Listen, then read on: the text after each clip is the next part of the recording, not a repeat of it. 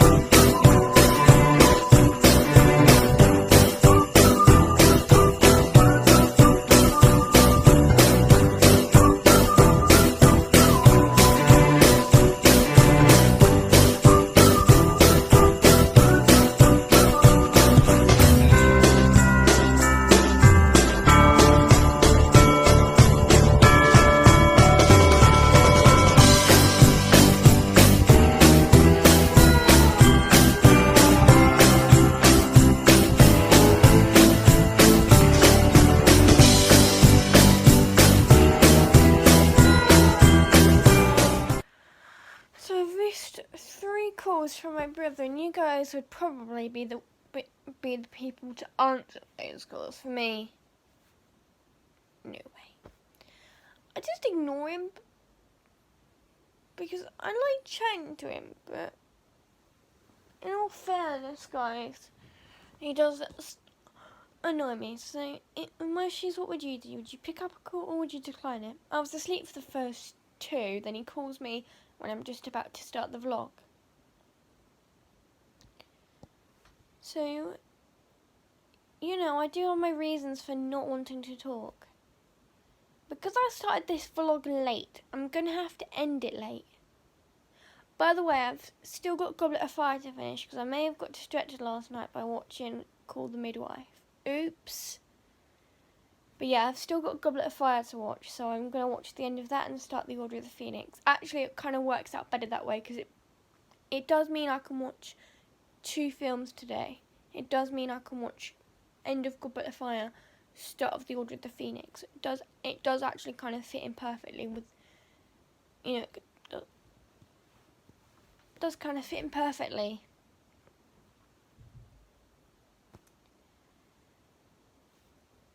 But yeah, so that's what I'm doing today. My brother's coming back, which is brilliant. So yeah. Anyway, I guess I'll see you guys in a bit. I paused Goblet of Fire a really good bit when Harry's in Dumbledore's office telling Dumbledore about the dream he had. So, you know, I've paused it on a really good bit, so I probably shouldn't have done that. I probably should have paused it on still, but anyway. I'm going to go and watch the remainder of the film. I can see you guys. It's been a while since I last vlogged, so I'm still watching Goblet of Fire. I got distracted by Call the Midwife because I was having some toast. And, you know, wanted to eat some toast in front of it, but now I'm back on Goblet of Fire. But Goblet of Fire is so moving and emotional. You've got arguments, fights, sadness, death. You've got so... I didn't say whose death, I just said death. But yeah, you've got so much emotion in this one film. You really feel like you're there. Just saying though. I'm kind of on like a house scene right now where Harry's telling Dumbledore about the dream and stuff like that, and Dumbledore listens to Harry and kind of reassures him that it's just a dream and it can't happen. You know what happened with Voldemort and Wormtail and stuff. Dumbledore reassures him that it's just a dream and it's not going to happen. Like, Voldemort's not going to return. You know, I think it's meant to reassure Harry that just because he's had a dream about something happening doesn't necessarily mean it's going to happen. Although it does happen, but Dumbledore doesn't know that. He just tells Harry not to linger over. He just says, I think it's unwise for you to linger over these dreams, Harry. Like, he reassures him that he shouldn't linger over the dreams. But yeah, in the Order of the Phoenix, Ron can see how hard it is for Harry. Now, spoiler alert, I do have to say this because the next thing I'm going to say probably won't make sense unless I say it. Cedric dies in the Goblet of Fire. Spoiler alert. But the thing is, though, I have to say that for this next bit. Basically, after Cedric's death, it kind of taunts Harry, and he can start seeing Telestrals. Now, I had to say that bit, otherwise that wouldn't have made any sense. But yeah, so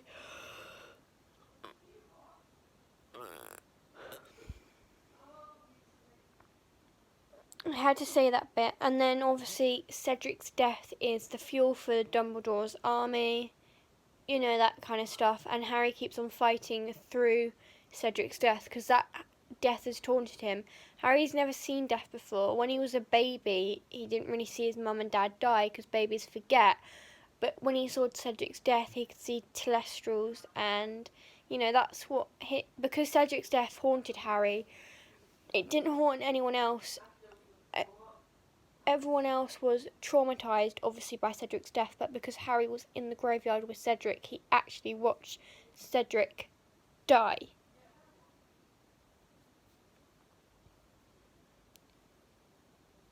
But yeah, so yeah, like, a lot of people don't know that Cedric's death was actually the fueling source for Dumbledore's army, and Harry was the reason. Harry was the reason he kept on fighting. Cedric was the reason why Harry kept on fighting for Dumbledore. After Dumbledore's death, you know. Oops, spoiler alert. That's only in 6. I didn't actually. If you've read the book, you'll know, but if you haven't, then you won't know. But I didn't say what film though. But yeah, Cedric's death is the reason Harry keeps on fighting, because he feels like he needs every inch of Cedric's death to keep on fighting, and it's the reason he keeps on fighting. Anyway, I'm going to go and carry on watching the Goblet of Fire, and then I've got the Order of the Phoenix to look forward to. That's quite good, because that's at the start of the Wizarding War. The Wizarding War doesn't start in 5, it's kind of the first start to it, you know, the Ministry of Magic kind of thing. It's kind of the first start of the Wizarding War. That's not what starts it. The actual Wizarding War starts in the Deathly Hallows. But, you know, anyway, I'm going to go and watch it. I'll see you in a bit. So a lot of people are confused about this in the Goblet of Fire between Harry and Cedric's relationship. Harry and Cedric had a great relationship, actually. You'll be surprised. Cedric was surprised that Harry was the 4th champion for the Triwizard Tournament, but Harry kept saving Cedric, like, all the time. Like, the first task, the whole dragon thing, Harry warned Cedric about the dragons, pre-warned him, so then Cedric returned the favour by telling Harry where to go and put his egg, and then Cedric saved Harry's life with Crumb, and then, you know, and then Harry saved Cedric's life with the whole death weeds. I don't even know what they were. They're in the maze and they kind of tangle people up. I don't even know. I'm just going to call them, shall we say, death weeds for now. I think that's kind of, you know, but yeah, a lot of people are confused. Harry and Cedric weren't, like, best friends, but they did have a good relationship. I don't even think they were friends. I think they just had a general really good relationship with each other. Like, because Cedric in the Prisoner of Azkaban, after Harry faints, he really wants a rematch because it was unfair what happened, and that can't happen. But then Cedric comes over to congratulate Harry on his Firebolt, a superb replacement for his Nimbus 2000. He actually comes over to his table and congratulates him on requiring such a superb replacement. So yeah, like, and then obviously they both end up in the graveyard together, which I think is quite good because it means Harry's not alone in the graveyard. Although a lot of people think, was that in the Triwizard Tournament? I don't think so. I don't think the graveyard fighting Voldemort was actually meant to be in the last task of the Triwizard Tournament. It was just by coincidence, guys.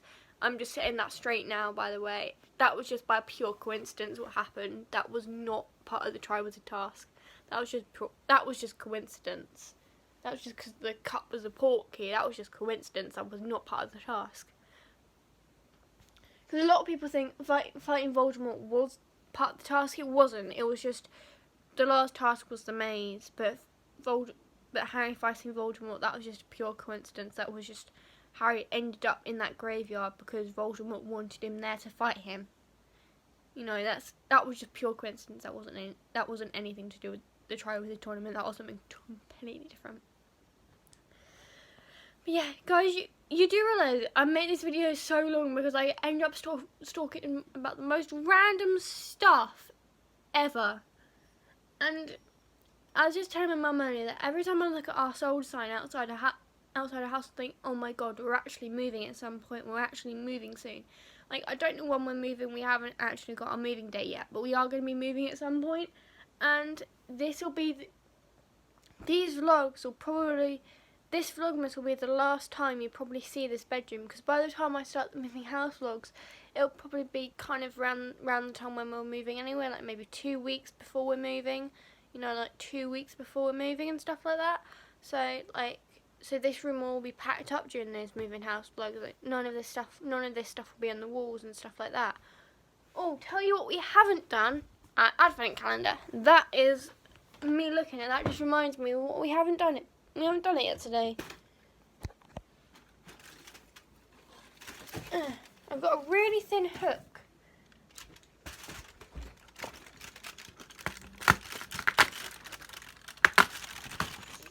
It says ho ho ho.